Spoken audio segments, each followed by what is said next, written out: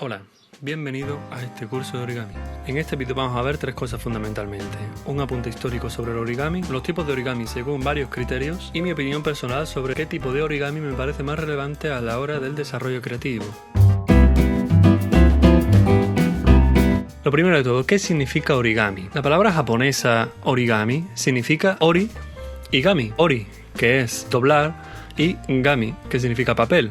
Por lo tanto, se podría decir que es una traducción literal de papiroflexia. Pero entonces, ¿por qué no utilizamos el término en español si no tomamos un préstamo lingüístico? La respuesta más evidente podría ser que es un arte japonés.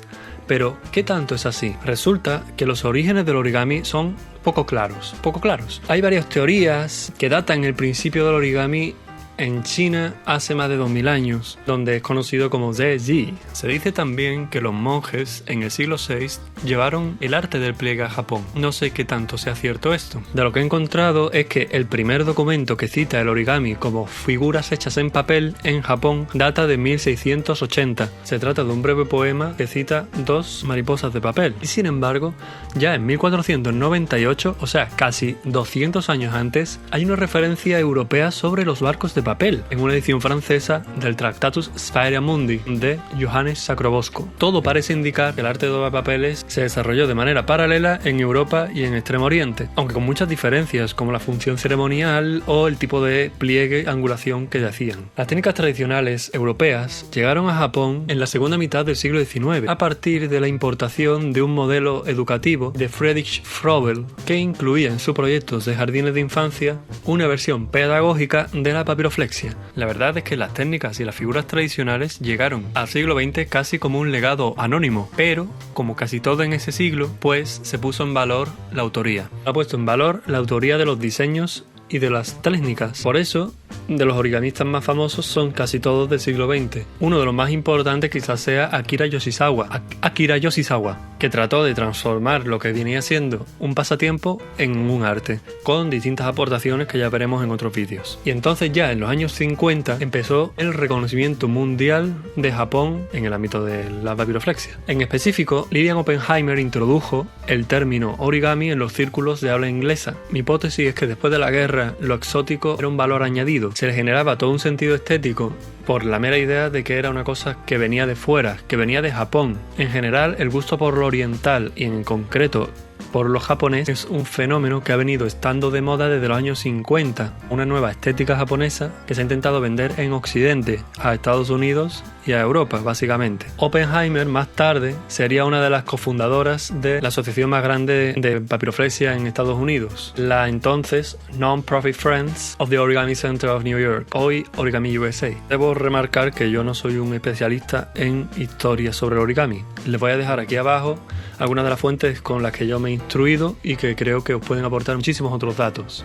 Así que vamos a pasar ahora a los tipos de origami. Tipos de origami. Origami, ¿cuáles hay? ¿Cuáles? ¿Qué criterios? ¿Qué tipos hay? Hay diferentes formas de categorizar toda la creación papirofléxica. No necesariamente son categorías exclusivas. Veamos qué tipos hay. Según la función de la figura. Según la función de la figura podemos categorizar la creación papirofléxica. Si su función es decorativa, pues su finalidad, la finalidad de nuestra figura sería decorar cualquier cosa. Como por ejemplo unas flores, como estas flores de Ángel Borgia, o también puede ser que tenga un sentido práctico para la vida cotidiana, como unos cuencos, un vaso, un jarrón, un bol, cosas que tengan una finalidad útil y práctica, que también puede ser nuestra apreciación estética como un fin en sí mismo. Después estaría la papiroflexia modular. Viene siendo la creación de un patrón, de un módulo, y repetirlo muchas veces para que unidos entre sí hagan y construyan una figura. El proceso de creación de este tipo de origamis es bastante mecánico y repetitivo, ya que se basa en la repetición de un patrón. Una persona muy interesante que ha trabajado sobre este campo es Tomoko Fuse. Tomoko Fuse refleja también esa vuelta a lo tradicional. Ella dice que el contacto directo con el papel es fundamental para nuestras creaciones, lo cual me parece muy cierto, fuera del ámbito del algoritmo de cosas digitales para la creación papirofléxica. Por otro lado, tendríamos el llamado Action Origami, origami de acción, dinámico. Figuras que entrarían aquí serían aquellas que tuvieran un movimiento, como un juego o un misterio, como la rana saltarina, famosa, que le das y va saltando. Dependiendo de cómo se consideren las cosas, también entraría la grulla, ya que al estirar la cola se le mueven las alas. Los aviones de papel, que tienen su dinamismo todo el mundo sobre los aviones de papel, pero también otras cosas que no son tan figuras como son las espirales de Jeff Beynon. Tiene un mecanismo muy interesante que refleja ese interés por pliegues por la mecanización del arte. Según el tipo de papel, es cierto que en principio el papel importa poco, no importa mucho, pero debo recalcar que utilizar un papel o utilizar otro también hace diferir el sentido estético de nuestra figura. Por ejemplo, el Buda de Hojo Takashi, plegado por Mario Zavala, muestra un uso de un papel con hoja de natural que le aporta un sentido estético así, natural, con un sentido estético particular. El money origami, el origami hecho con billetes, con dinero. Eso se utiliza mucho en países donde el dinero es quizá uno de los papeles más baratos, aunque también hay gente que lo hace en euros. El origami en servilletas. Eso es todo también un campo que hay que también estaría relacionado con la decoración y el gusto estético. Lilian Oppenheimer, que citábamos antes, de hecho tiene un libro sobre el plegado en servilletas. Os lo dejaré en la descripción también, por si queréis echarle un ojo, ponerlo a vuestra disposición.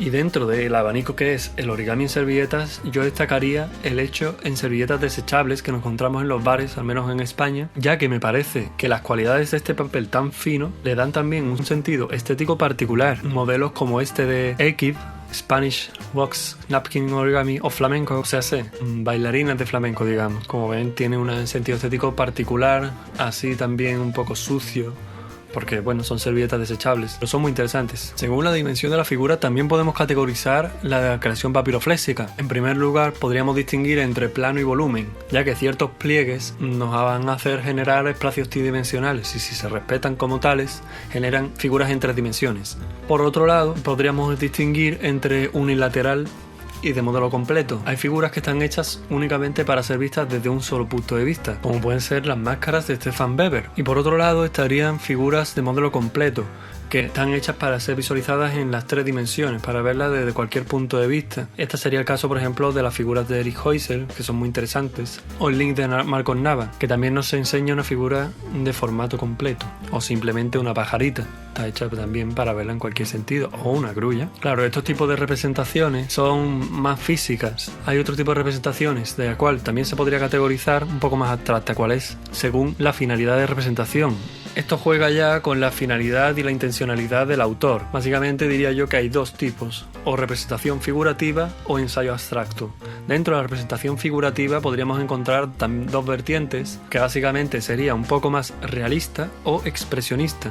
Y con esto quiero decir que aunque las 2 vertientes tratan de representar algo concreto, una figura, un toro o un elefante, pongo por caso, la realista intentaría buscar las proporciones exactas e ideales para el elefante, mientras que la expresionista intentaría mostrar un hecho concreto, por ejemplo, la trompa exageradamente larga y bañándose, por ejemplo. A medio camino de la expresión y el realismo se encontraría la representación geométrica figurativa, donde se intenta asociar a una figura a bases geométricas. Y dentro del ensayo abstracto también podríamos jugar con una doble vertiente. El ensayo abstracto no trata de representar nada concreto, sino de generar una impresión estética particular a partir de las formas abstractas y de la geometría. La primera, que sería más mecánica, más matemática, que utiliza unos pliegues rectos, y otro en el que es más orgánico y tiene unos pliegues más curvos.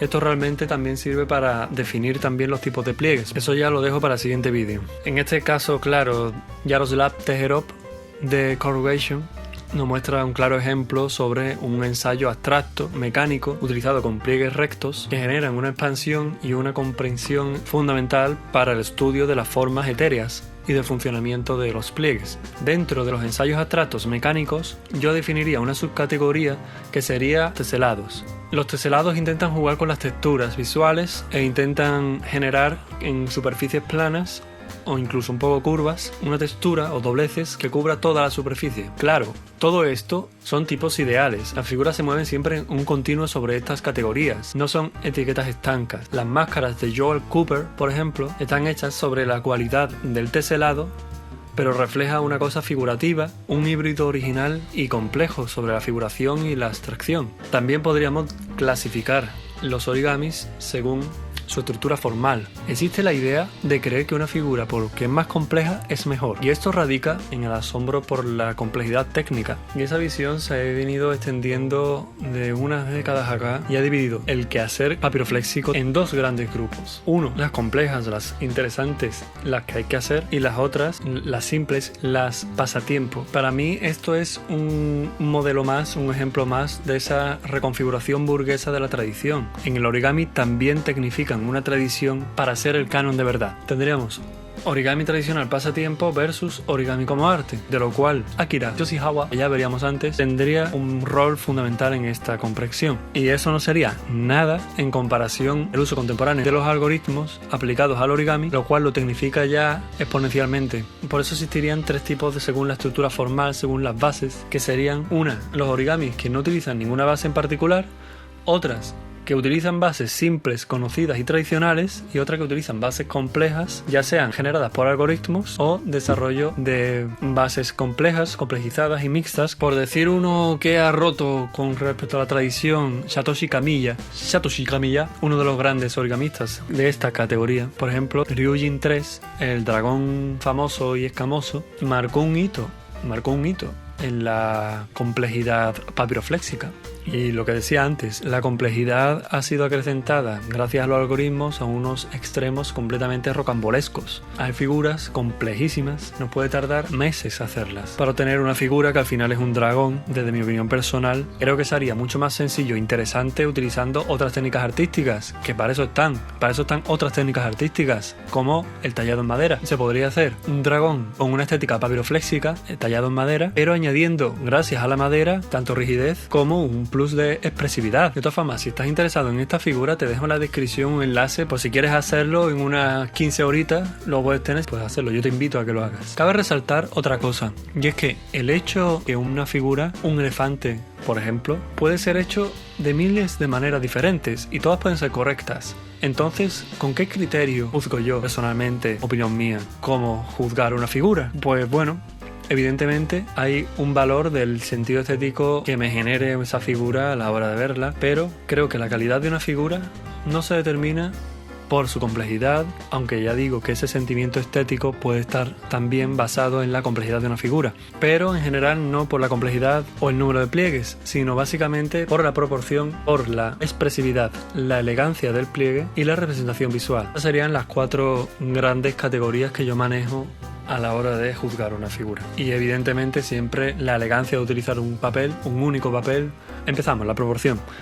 La proporción es básicamente que esté proporcionada la figura con respecto a nuestra representación. Si queremos hacer un elefante, pues que tenga una cabeza más grande, un cuerpo más pequeño, nos daría una impresión desestabilizada. Sin embargo, podemos jugar con esto y por eso puse la expresividad, porque es fundamental. Puede tener una cabeza más grande para darle un dinamismo a la figura, para darle un juego, una vuelta. Por eso es fundamental cómo se muestra la figura, su manera de ser orgánica o mecánica, dependiendo de lo que queramos representar, porque no es lo mismo. Los pliegues redondos y curvos presentan una forma expresiva diferente a los pliegues rectos. Tenemos por ejemplo esta bailarina que en su falda podemos ver los pliegues rectos. Ese mecanicismo nos genera una impresión estética diferente, simplemente diferente a si tuviera a esta otra bailarina que tiene los pliegues en su falda son mucho más curvos. Simplemente es una impresión estética, no es que una esté mal y otra esté bien, depende de lo que queramos aportar o generar. Pero tenemos que saber qué cualidades o qué cosas nos ofrecen esos pliegues. Y hablando de pliegues, pues básicamente en la elegancia de los pliegues está el no hacer pliegues innecesarios. Muchas veces se llena la figura de pliegues innecesarios que lo que hacen es emborronar la figura y solo confunden la interpretación. Y con todo, la representación visual, que lo que queramos contar o lo que queramos hacer se vea reflejado en la figura. La capacidad de asociar una idea a una figura concreta. El reconocimiento de una idea en la figura. En este sentido, es verdad, a mí me gusta jugar con la ambigüedad, que las figuras no estén acabadas del todo para que el espectador ejercite esa capacidad y la cabe en su mente, hacer partícipe al espectador en el proceso creativo. También me gustan las que juegan con ese realismo deformado, que intentan representar cosas fantásticas, como este modelo Grulla Flor de Coca del origamista Nico. Rompe los patrones mentales asociando a la reconocida grulla la representación figurativa de la flor de coca, de una figura sencilla y creativa que es fantástica y no tiene nada que desmerecer a otras figuras muchísimo más complejas que que intentan hacer otro tipo de origami, otro tipo de figura. En final, ¿qué quiero yo transmitir con este vídeo? Quiero decirles que no existe un único camino, existen muchos, y la diversidad del pliegue y de las figuras de origami hacen y enriquecen el mismo arte. Por lo tanto, todos los caminos son interesantes en su medida. ¿Y qué origami te voy a enseñar yo a ti a hacer en este curso en particular?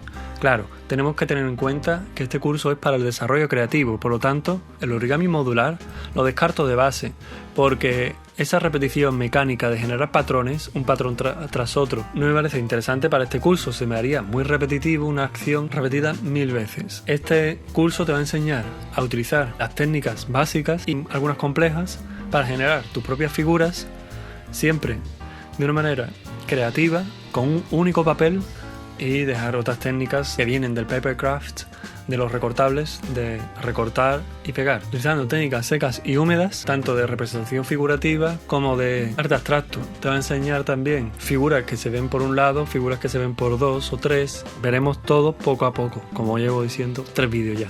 Has aprendido, ¿no, chaval? Bien, muchas gracias por llegar hasta aquí. Muchas gracias a los que han participado en el vídeo. Os dejo aquí abajo sus links, sus enlaces para que podáis seguir su trabajo. Espero que hayáis aprendido, y cualquier sugerencia, duda o comentario o aclaración, escríbemela aquí abajo para mí y para todos ustedes que también aportáis poco a poco a este camino. Nada más, suscríbete y compártelo. Nos vemos en el siguiente vídeo.